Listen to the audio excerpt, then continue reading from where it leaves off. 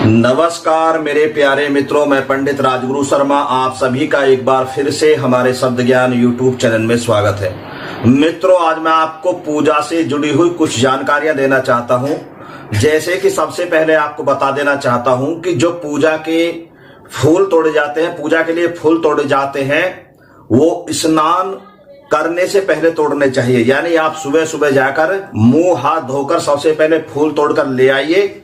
उसके बाद स्नान करने के बाद ही आप मंदिर या पूजा के स्थान पर कहीं जाइए। लेकिन फूल जिस तरीका से आपने सीधा का सीधा तोड़ा है, वैसा का वैसा ही फूल सीधा का सीधा आपको पूजा की टोकरी में या थाली में सीधा का सीधा रखकर ले जाना है।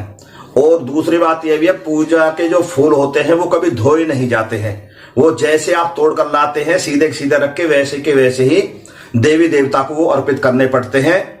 और ये बात बिल्कुल ध्यान रखना कि फूल कभी भी सूखे या बासी फूल नहीं होने चाहिए, क्योंकि सूखे और बासी फूल भूल कर भी देवी देवता को नहीं चढ़ाना चाहिए, क्योंकि उनसे देवी देवता रुष्ट हो जाते हैं और ना ही आपकी पूजा उनसे सफल होती है। दोपहर 12 बजे से लेकर शाम के 4 बजे तक भूल कर भी पूजा नहीं करनी चाहिए। दोपहर 12 बजे से लेकर शाम 4 बजे तक का जो समय होता है, इस समय में जो देवी देवता विश्राम करते हैं, आराम करते हैं। आपने देखा होगा कि इस टाइम में मंदिरों के दरवाजे बंद कर दिए जाते हैं, गेट बंद कर दिए जाते हैं। और वैसे भी दोपहर 12 बजे से लेकर शाम 4 बजे तक किसी भी व्यक्ति का जो मन है, जो दिमाग है, वो एग्रता एक जगह नहीं रह पाता है, विचलित रहता है, परेशान रहता है। और जो पूजा करी जाती है वो सच्चे मन से और मनो श्रद्धा से की जाती है। मन को एक जगह रखकर पूरा देवी देवता में ध्यान लगाकर करनी चाहिए। और वो समय होता है सुबह और शाम का। दोपहर में कभी भी मन और दिमाग एक जगह नहीं रहता है, इसलिए दोपहर में पूजा करी हुई सफल नहीं होती है, ना ही उसका फल मिलता है। और पूजा आप कोई जरूरी नहीं है स्नान करके ही कर सकते हैं। पूजा आप खाना खाने के बाद भी कर सकते हैं। भगवान जो होते हैं, देवी देवता जो होते हैं, वो सिर्फ भाव के भूखे होते हैं। जो व्यक्ति पूजा करता है उसे मन और श्रद्धा से पूरा ध्यान लगाकर करनी चाहिए, तभी उसकी पूजा को, उस व्यक्ति को उसकी पूजा का पूरा फल मिलता है। और जो व्यक्ति दिखावे के लिए पूजा पाठ करता है, जल्दी जल्दी बोलता है, तो वो समझो कि उसने तो जागरण सा गा दिया है, भंडार सा कर दिया है और भेंट सी और कोई समाचार सा सुना दिया है। इसलिए मन और श्रद्धा से जो पूजा करी जाएगी, चाहे 2 मिनट करी जा, वो ही स्वीकार की जाएगी और वो सी पूजा का आपको हमेशा जीवन में फल मिलेगा। और सबसे बड़ी बात यह है, जो व्यक्ति पूजा पाठ किस लिए की जाती है? पूजा पाठ इसलिए की जाती है, पूजा पाठ करने से एक तो इंसान का मन बहुत प्रसन्न रहता है, मन को शांति मिलती है, सुकून मिलता है। और बुरे कर्म, बुरे पाप या गलत करने से वो डरते हैं और उनका मन कभी भी गलत करने को नहीं कहता, इसलिए वो बिल्कुल मन से और आत्मा से शुद्ध और साफ हो जाते हैं। इसलिए पूजा की जाती है। और पूजा करने वाले व्यक्ति पर कभी भी कोई भी अशुभ ग्रह उस व्यक्ति को बिगाड़ पाता है। आने वाला संकट भी आराम से टल जाता है।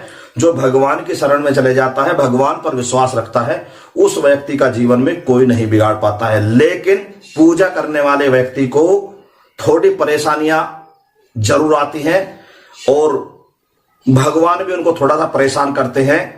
कि वो इसलिए परेशान करते हैं क्योंकि इंसान जब परेशान होता है तभी भगवान को याद करता है। पूजा करने वाले व्यक्ति पर संकट आता है तो जल्दी से भगवान उसकी मदद नहीं करते हैं, उससे महसूस कराते हैं कि देख, आज तुझे मेरी जरूरत है। यदि तू हमेशा मुझे याद करेगा, मेरी पूजा करेगा, हमेशा अपने दिल में बसा के रखेगा, तो मैं हमेशा तेरे साथ ही रहूंगा। हिंदू शास्त्र के अनुसार ऐसा माना जाता है कि जो घर का पूजा का स्थान होता है, उस पूजा के स्थान पर 3 इंच से बड़ी कोई भी तस्वीर नहीं होनी चाहिए और किसी भी देवी देवता की 3 तस्वीर नहीं होनी चाहिए। हमेशा आप जितना तुम्हारा अंगूठा होता है, अंगूठे की बराबर का शिवलिंग अपने घर में रख सकते हैं। उससे बड़ी यदि आप मूर्ति घर में रखते हैं, उसकी पूजा करते हैं, तो उस मूर्ति की पूजा करने से, उस देवी देवता की तस्वीर की पूजा करने से, उस देवी देवता का पूजन करने से आपको जीवन में कभी लाभ नहीं मिलेगा। सिर्फ 3 इंच की तस्वीर का ही पूजन करने से आपको जीवन में फल मिलेगा, समय समय पर मिलेगा। पूजा का स्थान होता है, उसमें कभी भी माचिस या माचिस की तिल्ली जली हुई नहीं होनी चाहिए, क्योंकि जिस पूजा के स्थान में माचिस या माचिस की तिल्ली होती है वहां नकारात्मक ऊर्जाओं का संचार हो जाता है, नकारात्मक ऊर्जाएं पैदा हो जाती हैं।